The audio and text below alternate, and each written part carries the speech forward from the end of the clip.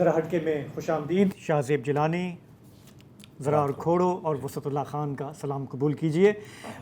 پاکستان کے ایک سابق ISI چیف پر سنگین الزامات سامنے آئے ہیں، عدالت میں اس کی سماعت ہوئی ہے۔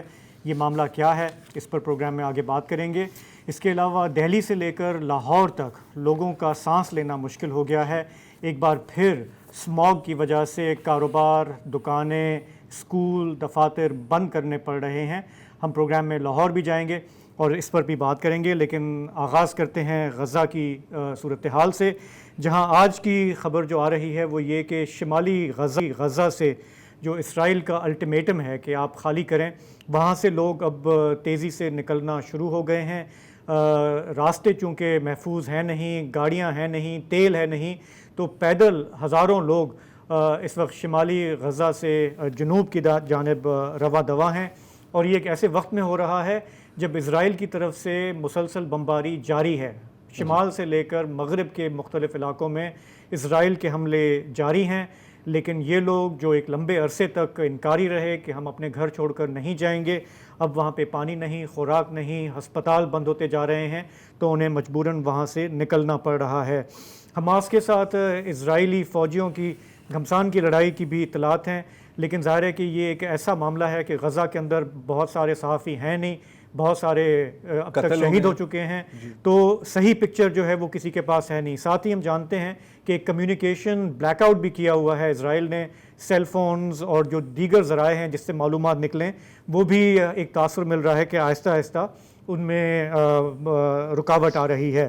تو جنوبی غزہ کی کیا حالت ہے؟ اگین چونکہ رپورٹنگ اس وقت بہت مشکل ہے، لیکن سوشل میڈیا وہ ذریعہ ہے جس پر امیجز سامنے آ رہے ہیں، اور آپ دیکھ سکتے ہیں کہ جیسے جیسے وہاں پر آبادی کا دباؤ بڑھ رہا ہے، وہاں پر پانی اور خوراک کی کیا صورتحال ہے۔ وہاں پہ ظاہر ہے کہ بچے اس وقت سب سے بڑے وکٹم ہیں اس پورے تنازع کے، اور ہمیں نظر آ سکتا ہے کہ یہ جو سوشل میڈیا پہ امیجز ہیں کہ ان کی بھی حالت بہت خراب ہے اس وقت۔ ایک الجزیرہ نے ایک گرافک شائع کیا تھا 2 دن پہلے بچوں کے حوالے سے، جس میں یہ دکھایا گیا ہے کہ یہ جو پچھلے 30 دن کے دوران غزہ میں بچے کتنا نشانہ بنے ہیں، اور اگر آپ یہ گراف دیکھ رہے ہیں اپنی اسکرین پہ تو اس میں آپ کو نظر آئے گا کہ ڈیلی کے حساب سے، یعنی کہ ہر دن اوسطاً 136 بچے غزہ میں شہید کیے جا رہے ہیں۔ اس کا اگر آپ موازنہ کریں شام کے ساتھ تو آپ کو ظاہر ہے کہ گراف کافی نیچے نظر آئے گا، لیکن اس کی وجہ یہ ہے کہ وہاں پہ جو 1200 بچے مارے گئے وہ 11 سال کے عرصے میں ایسا ہوا۔ اسی طرح افغانستان اس چارٹ میں ہے کہ 12 سال کے دوران وہاں پہ 8000 سے کچھ زائد بچے ان کی جانیں چلی گئیں۔ اسی طرح اس میں یمن بھی ہے، یوکرین بھی ہے اور عراق بھی ہے۔ تو کہنے کا مقصد یہ کہ یہ گراف جو ہے الجزیرہ نے اس لیے بنایا تاکہ اندازہ ہو آپ کو کہ کتنا تیزی سے وہاں پہ جانے جا رہی ہیں اور بچے اس کے وکٹم ہو رہے ہیں۔ یہ گراف بھی 2 دن پہلے آیا اور اس وقت تعداد ظاہر ہے کہ 136 پر ڈے کے حساب سے تھی۔ 2 دن کے بعد اس میں مزید اضافہ ہوا ہے، اور اب رپورٹنگ یہ ہو رہی ہے کہ کوئی 4300 سے اوپر ہو چکی ہے بچوں کی تعداد صرف۔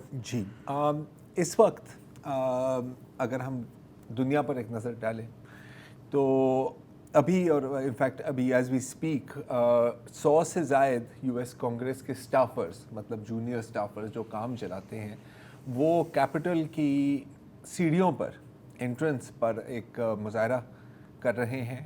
پہلے تو انہوں نے اندر خانی بات کی، خاموشی سے اپنی جو باسز ہیں، جو کانگریس مین اینڈ کانگریس ویمن ہیں، ان تک اپنی آواز پہنچائی، لیکن اب ان کا جو پریس کانفرنس چل رہا ہے، اور کیونکہ یہ ابھی ہو رہا ہے، ہمارے پاس فوٹیج نہیں ہے، ہم آپ کو نہیں دکھا سکتے، یہ واشنگٹن میں، جی واشنگٹن کیپٹل ہل میں، بالکل کیپٹل کے دروازے پر وہاں وہ کہہ رہے ہیں کہ اب ہمارے سے خاموش نہیں رہا جا رہا، اور یہ جو ہو رہا ہے، اور ہمارے جو جتنی بھی لیڈرشپ ہیں، ہم ان سے یہی مطالبہ کر سکتے ہیں کہ آپ ابھی اور فوری سیز فائر کریں۔ کانگریس کے اندر لیکن ایک مختلف تصویر ہے، اور وسعت آپ ذرا ہمیں بتائیں کہ جو راشدہ طلیب ہیں ان کے ساتھ جو ہو رہا ہے، اور مختلف جو وہاں پر جو باتیں چل رہی ہیں۔ راشدہ طالب جو ہیں، ایک تو 2 واحد مسلمان جو خواتین ہیں کانگریس میں، ان میں سے ایک ہیں، دوسرے یہ ہے کہ یہ فلسطینی امریکی ہیں، تیسری بات یہ ہے کہ انہیں ایک اور اعزاز ملا ہے جو صرف 25 اب تک 200 سال کی جو کانگریس کی تاریخ ہے اس میں صرف 25 ارکان کو ملا ہے، وہ یہ ہے کہ ان کے خلاف انہی کی کولیگز نے قرارداد مذمت پاس کی ہے۔ پہلا رکن تھا 1832 میں، اور یہ آخری اب تک جو ہیں یہ رشیدہ طالب ہیں۔ وجہ کیا ہے؟ وجہ یہ ہے کہ انہوں نے ایک اپنی تقریر میں یہ نعرہ جو آج کل ہر طرف ہی لگ رہا ہے امریکہ میں، from the river to the sea Palestine will be free, اس کو بنیاد بنا کے جو 22 ڈیموکریٹس یعنی انہی کی پارٹی کے 22 لوگ پلس ریپبلکنز ایک قرارداد مذمت پاس کی گئی، جس میں کہا گیا کہ دراصل رشیدہ طالب جو ہیں وہ اسرائیلی ریاست کا خاتمہ اور اسرائیلیوں کی نسل کشی چاہتی ہیں، یہ کہہ کے کہ from the river to the sea Palestine will be free, یہ انہوں نے اس کی مطلب نکالا۔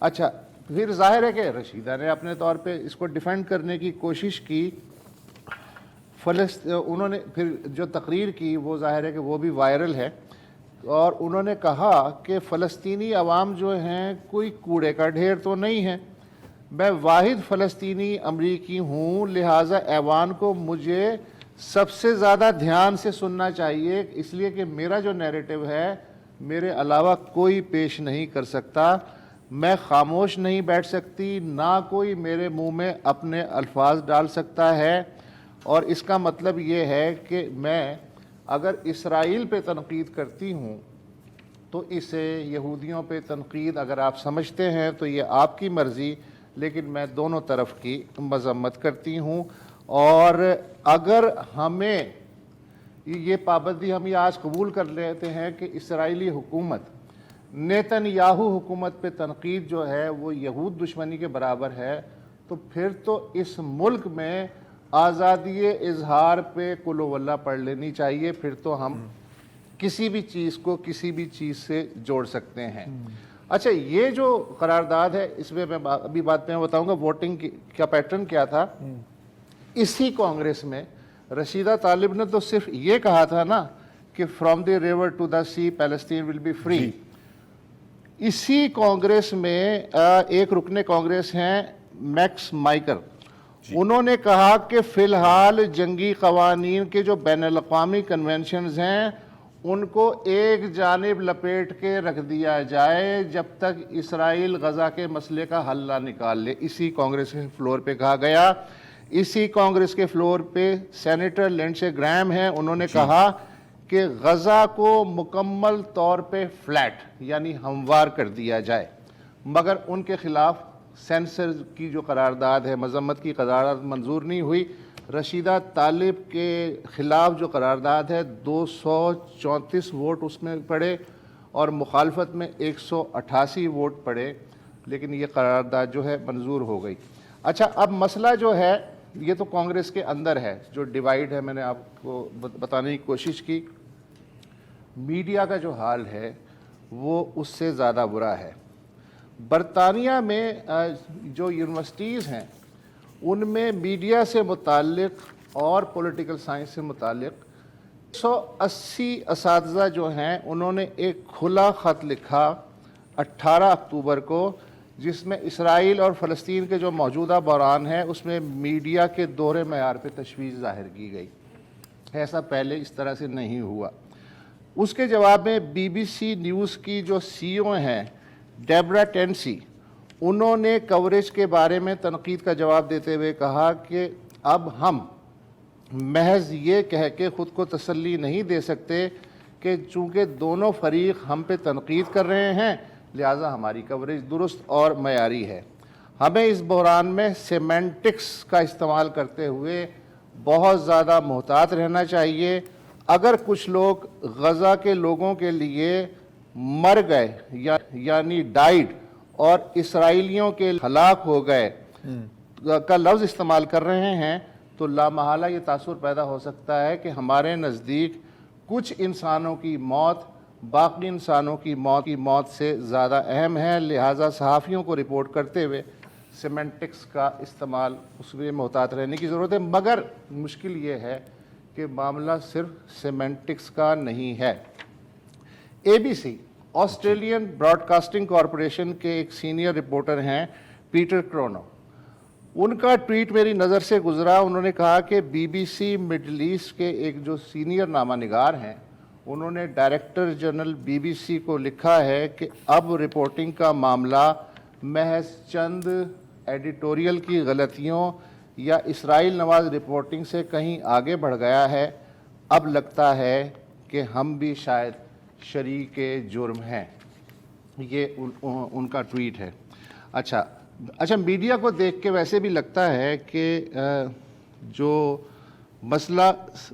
مسئلہ 7 اکتوبر سے شروع ہوا ہے، اگر آپ مغربی میڈیا کو دیکھیں اس سے پہلے کی تاریخ جو ہے اس میں کچھ بھی نہیں ہے، لہٰذا اس کا جو پس منظر ہے چونکہ وہ نہیں بتایا جاتا، لہٰذا اس کے بارے میں آبجیکٹیو رپورٹنگ بھی نہیں ہو سکتی۔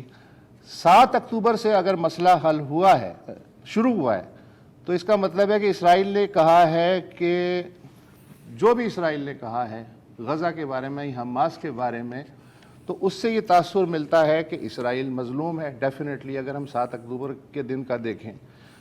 اور اس کے بعد یہ مظلوم فریق خود کو بچانے کے لیے کچھ بھی کر سکتا ہے، وہ لوگوں کو مار سکتا ہے، وہ انہیں سب ہیومن قرار دے سکتا ہے، وہ کچھ بھی کر سکتا ہے، اور اس کے نتیجے میں جو ویور ہے اس کے دل میں اتنی ہی ہمدردی پیدا ہوگی غزہ کے بچوں کے لیے، بوڑھوں کے لیے، خواتین کے لیے، جتنی ایک انسان کے مرنے کے مقابلے میں 1000 بکروں یا بیلوں یا دمبوں کے مرنے پہ ہوتی ہے۔ تو یہ کام جو ہے یہ بہت صحیح طریقے سے جو ہے میڈیا مسلسل کر رہا ہے۔ جی میں ایک دو چیزیں اس میں ایڈ کرنا چاہ رہا ہوں کہ الہان عمر کے ساتھ چند ہی رشیدہ طالب کے ساتھ چند ہی لوگ کھڑے ہیں، ان میں سے الہان عمر صاحبہ شامل ہیں، کوری بش شامل ہیں، اینڈرے کارسن، اور ایک جو اور تنقید جو کی جا رہی ہے رشیدہ صاحبہ پر وہ یہ ہے کہ کیوں، اب وہ فلسطینی امریکن ہے نا، آپ کو تو پتہ ہے، انہوں نے اپنی واحد پوری کانگریس میں ایک ہے، یہ بھی بڑی بات ہے کہ ایک ہے، اور وہ بھی برداشت نہیں ہو رہی، وہی تو نہیں برداشت ہوتی نا سر، اگر 100-200 ہوتے تو الگ بات ہوتی۔ انہوں نے فلسطین کا جھنڈا لگایا اپنی آفس کے خلاف کے باہر، تو ظاہر وہاں پہ بھی تنقید ہوئی کہ یہ تو غداری ہے، یہ وہ ہے۔ اچھا صحیح ہو سکتا ہے یار، مان لیا، لیکن ایک اور ہے ریپریزنٹیٹیو برائن ماسٹ، یہ جو سر ہیں کتنی اچھا ہے کٹ بھی ہے ان کا، یہ انہوں نے پہلے تو کہا تھا کہ جی ہم کیا فلسطینی سویلینز کی بات کرتے ہیں، تو سب نازیز کی طرح ان سب کو آپ قتل کر دیں، اور پھر بھائی نے پوری پریس کانفرنس کی اسرائیلی آکیوپیشن فورس کی وردی پہن کر، لیکن ظاہر ہے ان پر کوئی بات نہیں ہو رہی۔ Again clock is taking for the democrats, ٹھیک ہے، اگر آپ لیٹسٹ پولنگ دیکھیں، یہ رہے بھائی، یہ دیکھیں کتنے خوبصورت لگ رہے ہیں، ہے نا، وردی میں آ کے، ان کے ہاتھ نہیں نظر آ رہے لیکن یقیناً خون سے رنگے ہوں گے۔ بہرحال ڈیموکریٹس کے لیے مسئلہ گمبھیر ہوتا جا رہا ہے۔ اگر آپ پولز دیکھیں، خاص بالخصوص اگر آپ سوئنگ سٹیٹس میں پولز دیکھیں، ٹرمپ از گوئنگ اہیڈ، اور ایک اور خطرہ ہے ان کو جس پر ابھی بہت کم بات ہوئی ہے، اور وہ ہے کارنیل ویسٹ صاحب۔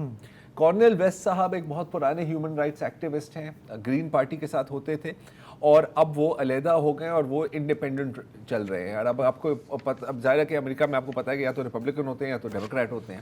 کبھی کبھی راس پیرو جیسے کوئی بندہ آ جاتا ہے، آئی تھنک رالف نیڈر بھی ایک زمانے میں آیا تھا، if I am not wrong, وہ بیچ میں ایک اسپوائلر کا کردار ادا کرتے ہیں۔ اچھا کارنیل ویسٹ نے کھل کے کہا ہے کہ جی دیکھیں ایسا نہیں ہو سکتا کہ آپ کے ایک اصول ہیں ان کے لیے اور ایک دوہرا اصول ہے کسی اور کے لیے، morality has to be consistent۔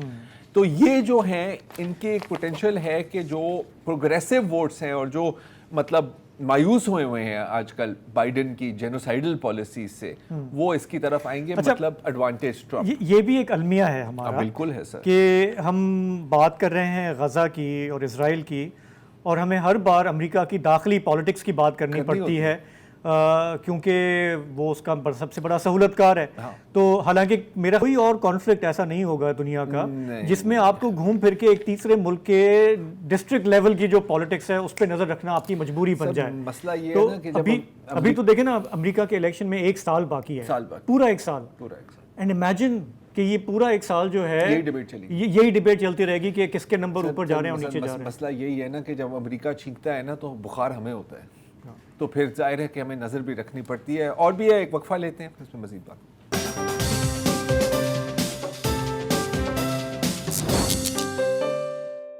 بات وہی ہو رہی ہے کہ میڈیا کی مجبوریاں کیا ہیں, بالخصوص جو انٹرنیشنل میڈیا ہے, بالخصوص مغربی میڈیا.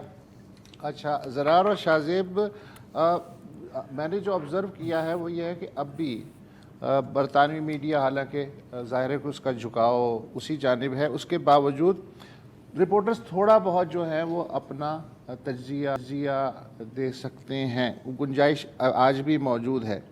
لیکن اگر ہم کانٹیننٹ کو دیکھیں اور بالخصوص جرمنی اور فرانس جیسے ممالک کو, تو ریاستی لائن ٹو نہ کرنے کی سزا, انڈائریکٹ پریشر, ملازمت سے برخاستگی کا خوف یا مسلسل جو دباؤ ہے اس کی صورت میں نکل رہا ہے. لہٰذا میڈیا والے ظاہر ہے کہ ایسے موقع پہ کیا کرتے ہیں, سیلف سینسرشپ کی جو رسی ہے وہ اپنے ارد گرد مضبوطی سے کس لیتے ہیں, کیونکہ انہیں یہ بھی نہیں معلوم کہ کون سا جملہ اسرائیل کی مخالفت کے اکاؤنٹ میں جائے گا اور کون سا جملہ اسی رپورٹ میں جو ہے وہ یہود دشمنی کے کھاتے میں جائے گا. لہٰذا بہتر ہے کہ اس کو اوائڈ کیا جائے اور صرف جو دعوے کیے جا رہے ہیں انہیں پیش کیا جائے.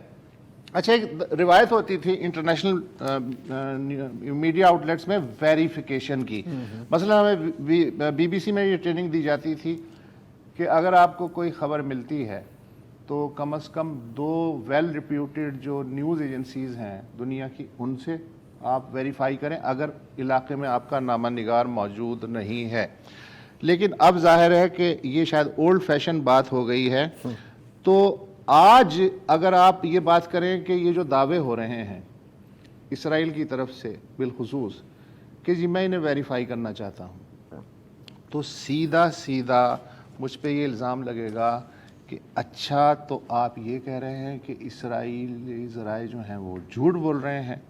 اچھا, یہی وجہ ہے کہ آپ نے دیکھا ہوگا شروع میں 40 بچوں کے سر قلم ہونے کی خبر آئی تھی 2-3 دن تک, جس میں بائیڈن صاحب نے بھی ویریفائی کرنے کی کوشش کی تھی. اس کے بعد یہ خبر اچانک سے غائب ہو گئی. انٹرنیشنل میڈیا آؤٹ لیٹس میں سے کسی نے یہ سوال نہیں اٹھایا کہ بھیا اس خبر کا اوریجن کیا تھا, اور پھر یہ بغیر تحقیق کے یا بغیر انویسٹیگیشن کے آرام سے غائب کیسے ہونے دی گئی. دوسری مثال یہ کہ اسرائیل کہتا ہے کہ جو اسپتال ہیں غزہ کے, ان کے نیچے حماس کی ٹنلز ہیں یا اسلحہ ہے یا ہیڈ کوارٹر ہے, وٹ ایور. اس بارے میں اپنی تحقیق کرنے کی بجائے, لوکل نیٹ ورک موجود ہے ہر آؤٹ لیٹ کا, اپنی تحقیق کرنے کی بجائے اسرائیل کا موقف جو ہے منو من پیش کیا جا رہا ہے. یہ تک نہیں کہا جا رہا کہ یہ اسرائیل کا کلیم ہے یا بقول اسرائیل ایسا ہے. یہ جو سیمنٹکس ہیں یہ بھی استعمال نہیں ہو رہے ہیں.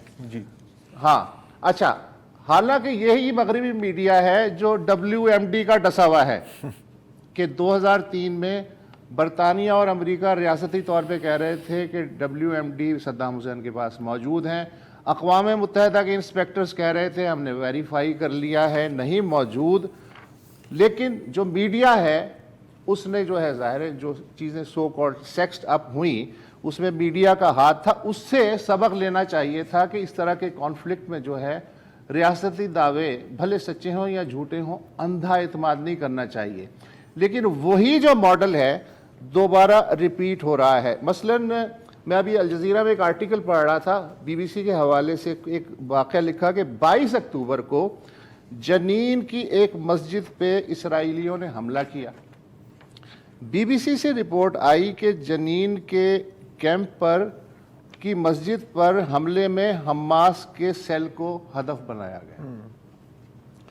اب یہ نہیں پتہ چل رہا کہ یہ اسرائیل نے بتایا ہے کہ حماس کے سیل کو ہدف بنایا گیا یا اس خبری ادارے کی اپنی تحقیق ہے کہ وہاں حماس کا سیل موجود تھا. यानी जो तस्दीक का हमारे यहाँ एक रिवायत थी, कम अज़ कम मेरी और शाहजेब की जनरेशन तक, वो फौत हो चुकी है। इसराइल का कोई भी नुमाइंदा फ़लस्तीनियों को सब ह्यूमन एनिमल कह सकता है, लेकिन क्या आप में से कभी किसी ने सुना पिछले 4 हफ्ते में कि किसी फ़लस्तीनी नुमाइंदे या एम्बेसडर ने इसराइलियों के लिए इस तरह की कोई गाली इस्तेमाल की हो? अव्वल तो की नहीं, और अगर की जाती तो क्या उसको बगैर चैलेंज किए जाने दिया जाता? ये मैं आप पे छोड़ रहा हूँ। बिल्कुल नहीं, जाहिर है, जाने देते जी।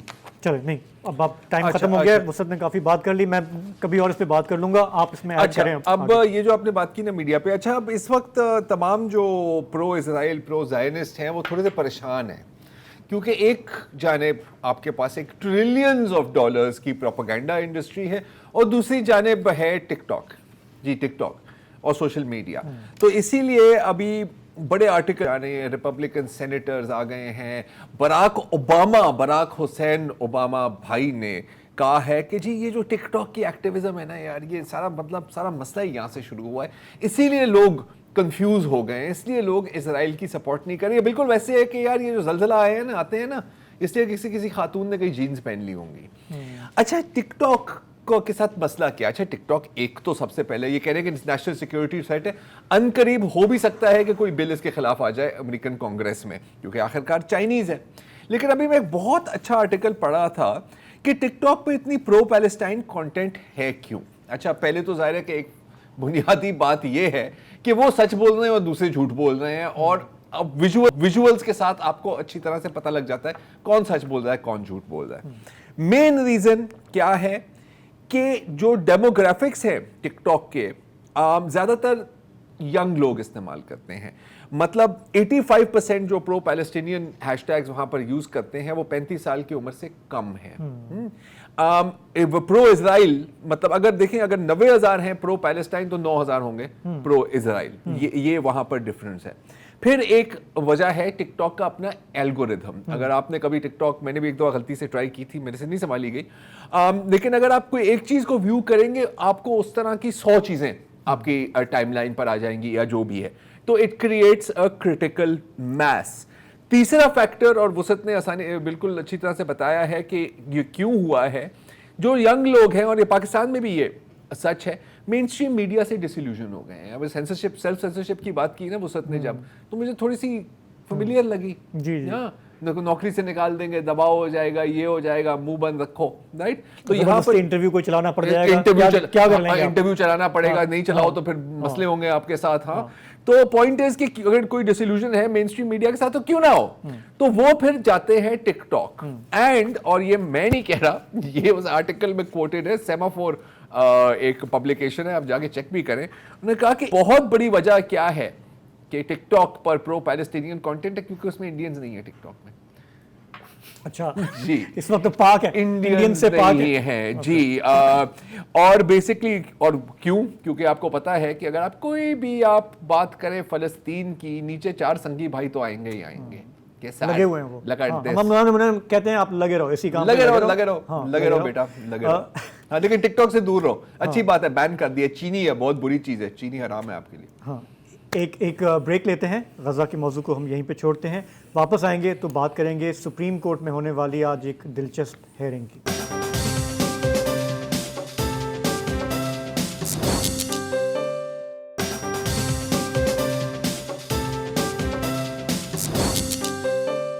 प्रोग्राम में वापस खुशामदीद।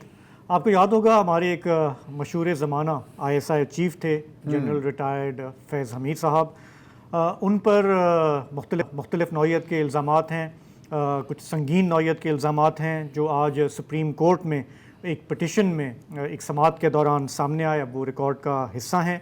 ये किस्सा है कोई 6 साल पुराना जी, यानी कि 2017 की बात है। ये वही ज़माना है जब आपको याद होगा, अगर आपकी याददाश्त बहुत कमज़ोर नहीं है, कि मुल्क में एक प्रोजेक्ट चल रहा था और उस ज़माने में जनरल साहब जो है वो एक बहुत ही अहम ओहदे पर थे। वो जजेस को बताते थे क्या करना है, सहाफ़ियों को बताते थे क्या करना है, सियासतदानों को बताते थे क्या करना है।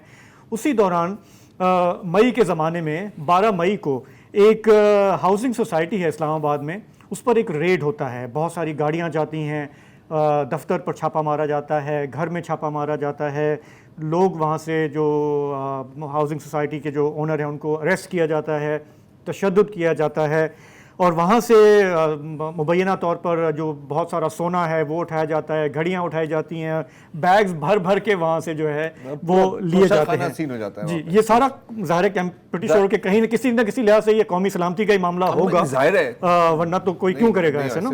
تو یہ سب بھی ہو رہا تھا, لیکن چونکہ ملک ویسے ہی ایک بھونچال میں تھا تو اس پورے معاملے پہ کسی نے توجہ نہیں دی, اور جن لوگوں نے اس کو بھگتا انہوں نے صرف یہ کارروائی نہیں بھگتی, انہوں نے ایف آئی اے کو بھگتا, نیب کو بھگتا, پولیس کو بھگتا, رینجرز کو بھگتا, اینٹی کرپشن والوں کو بھگتا. یہ مقدمات چلتے رہے اور آہستہ آہستہ دم توڑتے گئے. آج یہ ہوا ہے کہ یہ جو ہاؤسنگ سوسائٹی تھی ٹاپ سٹی نامی, اس کے جو اونر ہیں معیز احمد خان, انہوں نے سپریم کورٹ میں جا کے ایک پٹیشن دائر کی کہ جی ہمارے ساتھ جن لوگوں نے یہ مبینہ زیادتی کی تھی ان کے نام یہ ہیں, ان میں فیض حمید صاحب کا نام ہے, کچھ اور بریگیڈیئرز کے نام ہیں, اور ہمیں انصاف چاہیے. تو سپریم کورٹ کے 3 رکنی بینچ نے اس کی سماعت کی, ان کی پوری بات سنی. وہاں پر کیا ہوا, ہمارے سپریم کورٹ کے رپورٹر عمران وسیم وہاں تھے, میں نے ان سے رابطہ کیا اور یہ پوچھا کہ بھائی آخر آئی ایس آئی کا ایک ہاؤسنگ سوسائٹی سے کیا تعلق ہے, اور اس کیس کی وجہ کیا تھی, کیوں یہ چھاپا مارا گیا, اور پٹیشن میں کیا لکھا ہے, تو سنیے ان کا جواب. یہ دراصل ایک مقدمہ نہیں, یہ 2 مقدمے ہیں, اور 2 مقدموں میں فیصلے 3 سامنے آئے ہیں. پہلا جو مقدمہ جو کہ 2018 میں سپریم کورٹ میں آیا تھا, وہ برطانیہ میں مقیم ایک خاتون ہیں, زاہدہ جاوید اسلم ان کا نام ہے. ان کی جانب سے ایچ آر سیل میں 2018 میں ایک اپلیکیشن دی گئی, ایک کمپلینٹ فائل کی گئی جس میں کہا گیا کہ جو نجی ہاؤسنگ سوسائٹی ہے جس کے مالک ہیں معیز خان, ان کی طرف سے جو زمین ہے ٹاپ سٹی کی نجی ہاؤسنگ سوسائٹی کی, وہ دھوکہ دہی سے ہتھیائی گئی ہے. خاتون کا دعویٰ یہ تھا کہ ملکیت میری ہے, لیکن مجھ سے دھوکہ کر کے یہ زمین جو ہے وہ لے لی گئی, قبضہ لے لیا گیا اور وہاں پہ ہاؤسنگ سوسائٹی بنا دی گئی. تو اس پہ اس وقت کے جو چیف جسٹس سے ثاقب نثار صاحب نے کارروائیاں بھی کیں, اس پہ نوٹسز بھی جاری ہوئے, حتیٰ کہ ایف آئی اے کو حکم دے کے اس سارے معاملے کی انویسٹیگیشن کروائی گئی, انکوائری کرائی گئی. اس کے بعد یہ ہوا کہ جب ایف آئی اے کی رپورٹ اس کیس میں آئی, پھر ثاقب نثار صاحب نے یہ چیپٹر کلوز کر دیا, اس پہ کوئی حکم صادر نہیں کیا. اب 2018 سے یہ کیس سپریم کورٹ میں پینڈنگ تھا. اب 3 نومبر کو یہ ہوتا ہے کہ معیز خان جو کہ نجی ہاؤسنگ سوسائٹی کے مالک ہیں, ان کی طرف سے سپریم کورٹ میں ایک درخواست آرٹیکل 184(3) کی دائر کی گئی. اس میں معیز خان نے کہا کہ جو سابق D G I S I تھے فیض حمید, ان کے ساتھ 2 سابق بریگیڈیئر ہیں, ایک غفار بریگیڈیئر ریٹائرڈ غفار ہیں, ایک نعیم فخر ہیں, ان کی جانب سے میرے گھر پہ ریڈ کیا گیا اور ہم تمام جو گھر والے تھے ہمیں یرغمال بنایا گیا, اور 6 میرے جو ساتھی تھے, میرے سسر تھے, میرے بردر ان لا تھے اور میری کمپنی کے ملازم تھے, ہم 6 لوگوں کو گھر سے اغوا کیا گیا. نہ صرف اغوا کیا گیا, غیر قانونی طور پہ حراست پہ رکھا گیا, اور جب گھر سے ہمیں اٹھا کے لے جایا گیا, درجنوں گاڑیاں آئی تھیں جس میں آئی ایس آئی کے سفید کپڑوں میں ملبوس جو ہے وہ اہلکار تھے, جس میں رینجر کے اہلکار بھی تھے. تو ہمارے گھر سے قیمتی جو زیورات تھے وہ بھی اٹھائے گئے, رقم بھی اٹھائی گئی, اور پھر 5 دن تک ہمیں حراست میں رکھا گیا, اور پھر ہمارا جو کیس ہے ہمیں جو ہے وہ سی ٹی ڈی راولپنڈی کے حوالے کر دیا گیا. تو کہ الزامات کافی سنگین ہیں. عدالت نے پھر آج یہ پوری کارروائی جو کی, اس کے بعد انہوں نے کہا کہ ہم اس کو ڈسپوز آف کرتے ہیں. اب یہ ایک انہوں نے ڈسمس نہیں کیا, ڈسپوز آف کیا, اور پٹیشنر کو کہا کہ جی آپ جا کے متعلقہ اداروں کو پہلے ایگزاسٹ کریں, پھر آپ ہمارے پاس آئیں. میں نے عمران وسیم سے پوچھا کہ اس کا کیا مطلب ہے.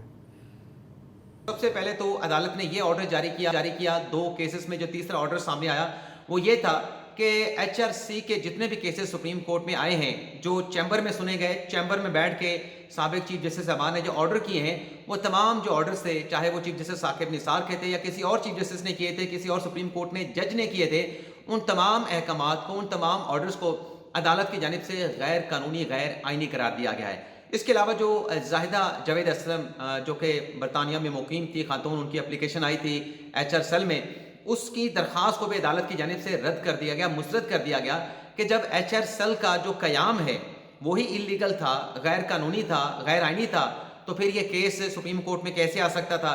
تیسری جو معیز خان نجی ہاؤسنگ سوسائٹی کے مالک جو درخواست لے کے آئے تھے, اس پہ ان کا یہ کہنا تھا کہ ہمارے پاس ریمیڈی نہیں ہے, हमारे जो क्लाइंट हैं, जो वकील थे, उनके शहरियार तारिक साहब और हफीज़ उर-रहमान चौधरी साहब, उनकी जानिब से कहा गया कि हमारे पास चूँकि मुतलका फोरम नहीं था, ये बड़े अहम इदारे के रिटायर्ड अफसरान हैं, तो हम कहाँ पे जाते, इसलिए हम अपने क्लाइंट के बुनियादी हकूक़ के इन्फोर्समेंट के लिए सुप्रीम कोर्ट में आए हैं।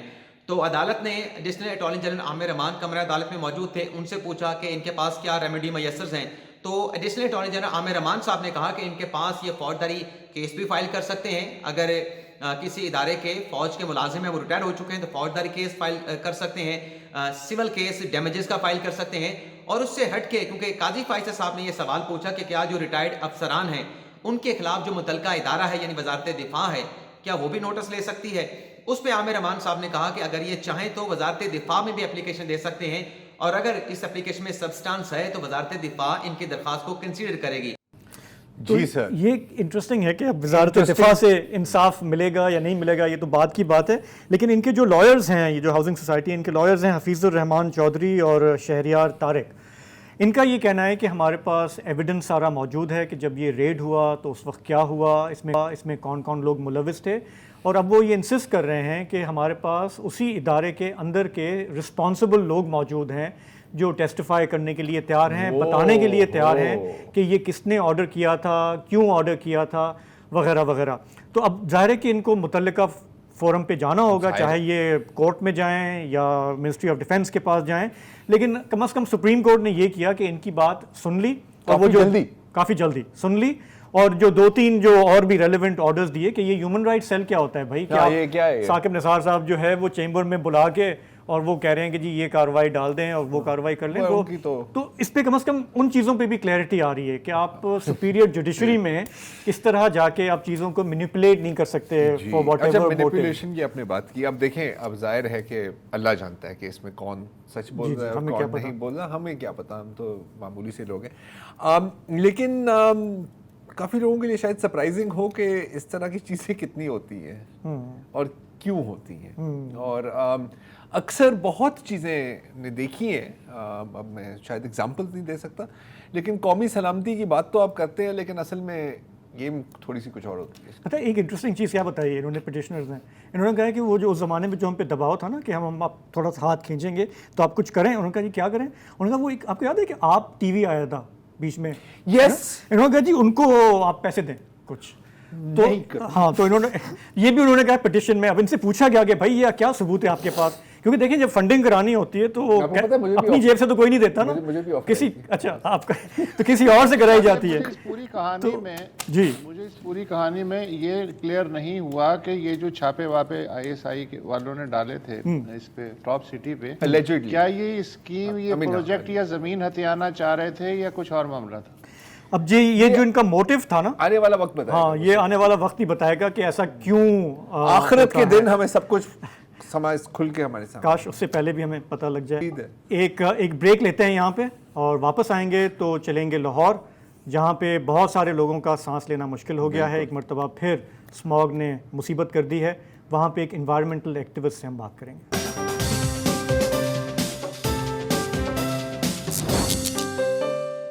Welcome back.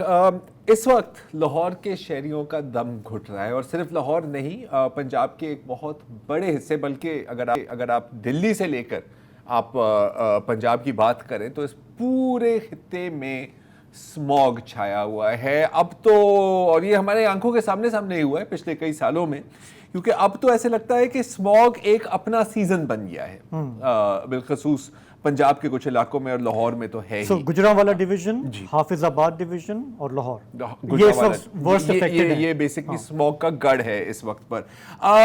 अगर मैं थोड़ा सा आपको इस तरह समझाऊं कि कितनी बुरी सिचुएशन है, तो एक रिपोर्ट के मुताबिक ये ऐसा है कि वहां का हर बच्चा दिन के 30 सिगरेट फूंक रहा है, मतलब 1.5 पैकेट सिगरेट, जितने मैं पीता था एक जमाने में, अब मैंने छोड़ दी है, क्योंकि बंदा सांस ले सकता है, क्या फायदा सिगरेट पीने का।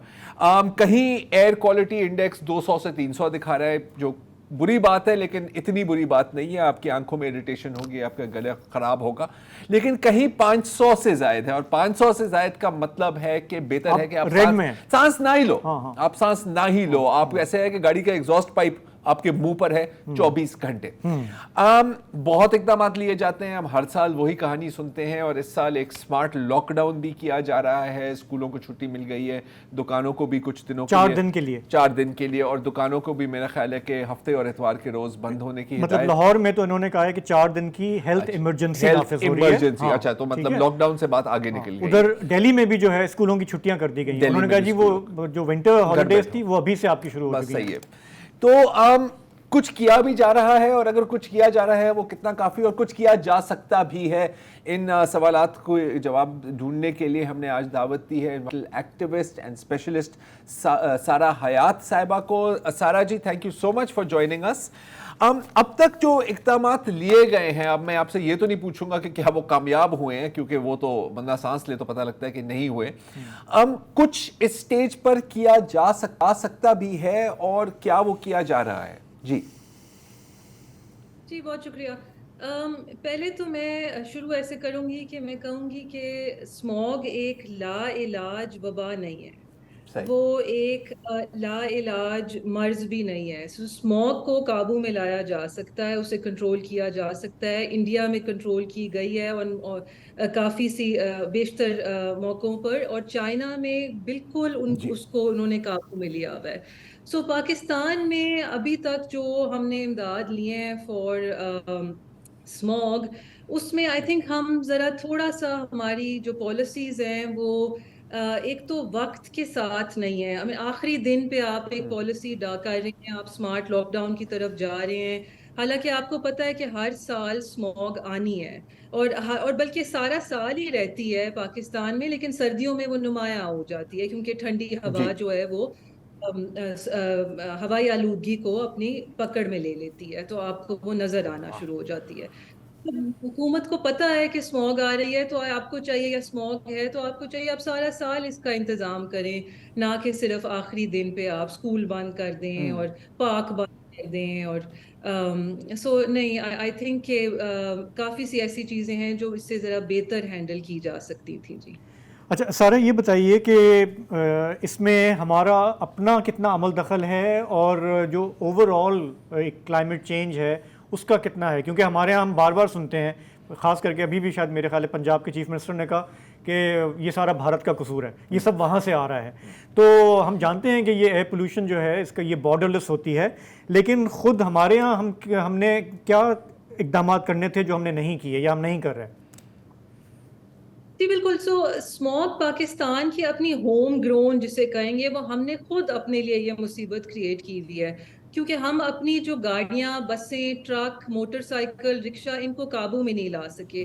جو ہمارا سب سے بڑا ذرائع ہے اسموگ کا, وہ یہی ہماری گاڑیاں ہیں جو سڑک پہ بہت زیادہ ہیں.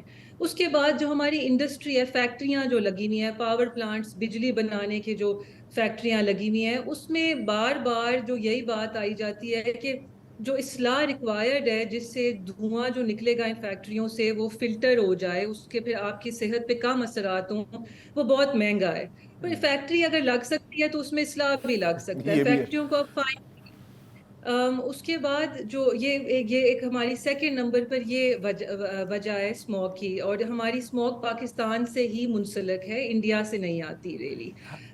پھر کراپ برننگ جو کہ بہت زیادہ جس پہ شور ہے کہ زرعی جو باقیت ہے جو آپ جو جلاتے ہیں, ہمارے فارمرز جلاتے ہیں, اس اگر وہ انہوں نے جلانی تو وہ ہے جی, یا انہوں نے اس کو ختم تو کرنا ہے جو باقیت ہے آپ کی فصل کی, تو اس کے لیے آپ سبسڈی دیں, آپ انہیں ویسی مشینیں دیں. چھوٹا فارمر ہے وہ, اس کو تو ضرورت ہے کہ اس کو کوئی سبسڈی ملے یا مشین جو ہے اس کو دی جائے, ورنہ تو وہ جلائے گا ہی. جی اینڈ اس کے علاوہ پھر جو ہماری برک کلنز جو بھٹے ہیں, جی وہ بھی کافی حد تک ہوائی آلودگی کریٹ کرتے ہیں, اور اس کا ایک بہت شدید وجہ ہمارے پنجاب میں بھٹے ہی ہیں. لیکن زگ زیگ ٹیکنالوجی جو کہ حکومت نے انٹروڈیوس کرائی تھی, جو بھٹے انہوں نے شفٹ کیے ہیں, اس میں بھی میں آپ کو یہ بتا دوں جی کہ اس کا یہ مطلب نہیں ہے کہ ہوائی آلودگی ختم ہو جائے گی یا بھٹوں سے دھواں نکلنا ختم ہو جائے گا.